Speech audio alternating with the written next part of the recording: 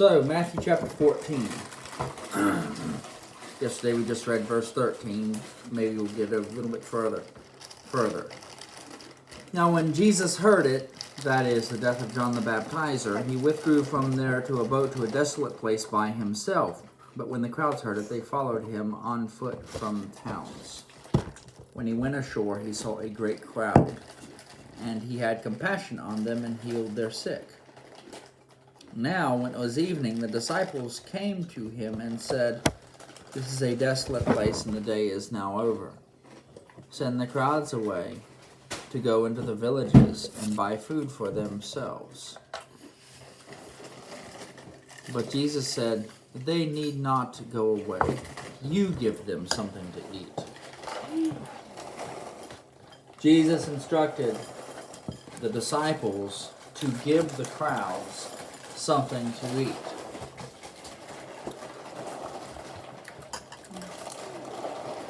He didn't say anything else, he just said, you give them something to eat.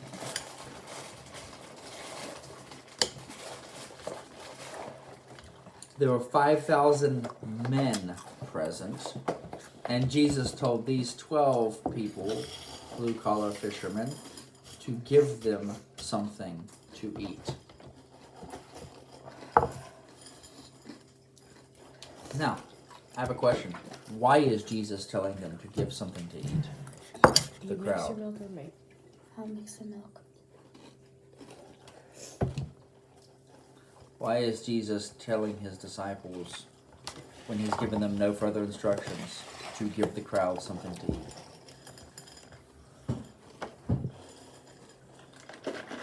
He's asking you guys. I'm asking you. I know the Pouring answer. my milk. I don't know. Anybody know?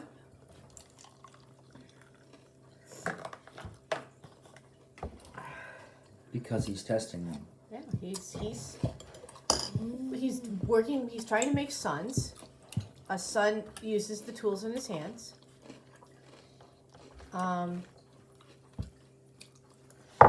Yep. And no, let me ask.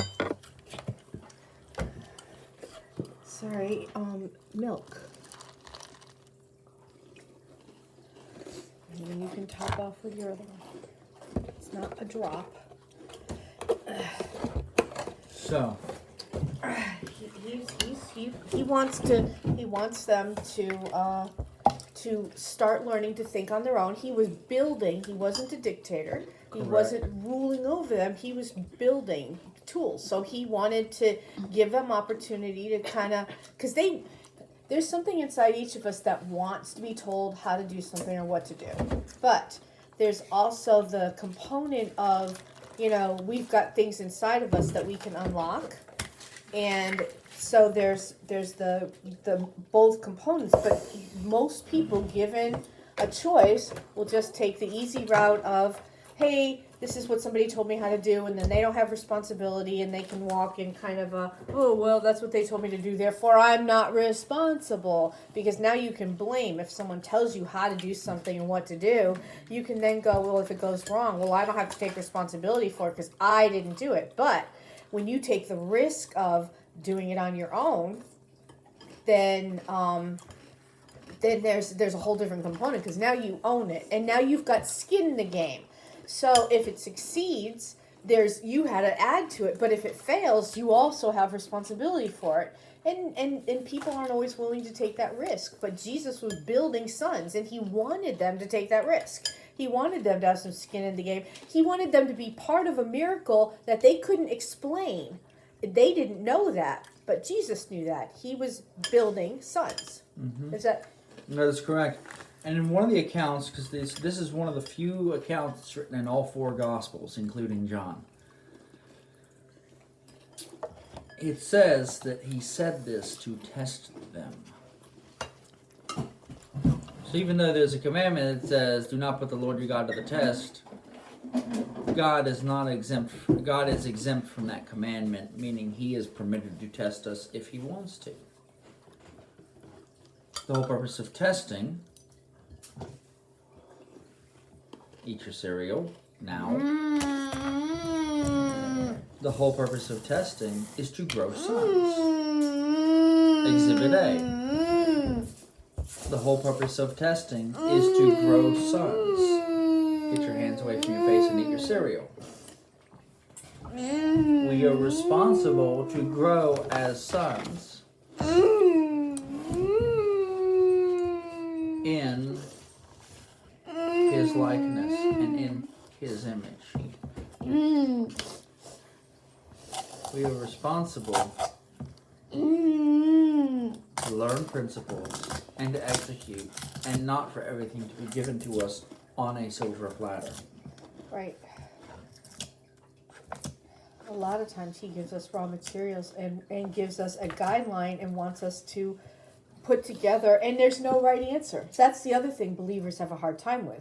They feel like there's an absolute right answer, and God gives us this. So we've got this circle, this circle, this circle, and then the circle in the middle. Well, it may be that the person you marry is in this circle in the middle where you have a choice. If you're within the guidelines of biblical guidelines, it's not this one person that you're spending your life looking for. You're looking for someone who falls within the biblical guidelines, but it could be one of 100 people. And and then there's the other components of who are you drawn to and where your life is going together and whatever. But he gives us more choice, and that sometimes makes people uncomfortable because again, it's easier to say, okay, well, this is what God said, this is what He has for me. I don't have any choice in the matter. Therefore, if it goes wrong, I can blame God. And that's not a good, healthy place, Yeah, that's why when I tell you whatever cereal you don't complete, you'll have to eat it later. It's a test. Are you going to grow into sonship? Or are you going to just whine your way out of it? Or attempt to whine your way out of it? There are principles here. You are responsible to eat what is set before you. Because when you don't eat what is set before you, you end up having to eat it later, and it tastes worse, and it's colder, and it's older. So, our testing is something that God has to do, because what do you do with steel when you want to make it into a sword? You test it, you refine it, you put it in the fire, you put it in the cold water, you temper it. Steel gets stronger by putting it up super high temperature, pound, and then thrusting it into icy water. It's an extreme. It tempers it. It makes it stronger. But boy, if you're steel, that's not very comfortable. I mean, yikes. And our lives look like that sometimes. Sometimes things are going super well, and then they get really, really awful, and then they get back to super well, or they just be normal, and then you get these highs and these lows, and it makes us stronger and better and increases our faith, and we get to see God show up and go, wow. I'm going through this, horrible time in my life right now, and I have seen God show up in ways that I never even looked for. We talk about beyond what you can think or imagine, and He has provided things beyond what I could think or imagine in at least 3 circumstances that I could list off the top of my head, and that's kind of new for me, and so yeah. Mm-hmm. Okay, sorry, I'm hijacking you today. I love you. Thank you for giving me audience. John 6:6. Here is the account for the 5,000. He said this to test him, for he himself knew what he would do. Oftentimes your parents are going to test you in various things because we know what we're going to do, and we know how we're going to reward you, and we know how we're going to respond once you complete the tasks that are set before you. We are responsible to complete the tasks that our parents set before us. We're also responsible to deal with the nonsense that the Lord puts before us because He wants to see where our character is. He's going to sometimes put us in a situation where we have bad parents, abusive parents, no parents at all. Or a bad boss, an abusive boss, or, an overly whatever, or pastor, or friend. Or he's going to give us parents that we didn't think we needed and say, well, Lord, why didn't you give me my biological parents that I came from? Probably because they weren't in the right position and they didn't accept their birthright. The reason why they are not here is because they didn't do what he asked them to do. It's obedience and the fear of the Lord. I'm speaking about this from experience. My father didn't do his job, and now he's not here, and he died before his time. And now, guess what? I don't get a relationship with my biological father. But the kicker is, he wasn't willing to have that kind of relationship, so the Lord put me into a testing situation. Okay, how is he going to respond? Is he going to use the resources he has on hand and respond well to those, or is he going to complain about what he doesn't have? Now, I've done fairly well in that department. Have I been perfect? No. But I lost out because of my father's disobedience. Decades of drinking, among a bunch of other stuff, a series of failed marriages. I didn't get the benefit as his son. So, when you're dealing with a situation that is hard or frustrating or angering, you have to think about, okay, the Lord put people into a testing situation. Where did they succeed and where did they fail? The places where they failed are the places where you probably don't have. Which means you're going to have to utilize the resources that you do have in order to make your life better than what it is, in order to improve your life, in order to improve your situation. He might give you 5,000 people to feed. Do you have a mindset of a slave? I don't have the resources. I don't have this, that, and the other. Or do you have the mindset of a son? Okay, what are my resources? Let me make a catalog and an accounting of that. And we have an accountant in the family who can show you how to account for resources and make a list, a punch list of all the resources you have. And how am I going to move given my situation and given the resources I have? As we step into this, we are going to realize that this is an opportunity that Jesus is causing them to step into sonship. So, those are just some thoughts. He said this to test them. It encourages us also to turn to him regularly. He doesn't want us to live our lives within just the scope of our resources. Because then there's not an element of faith. There's not an element of risk.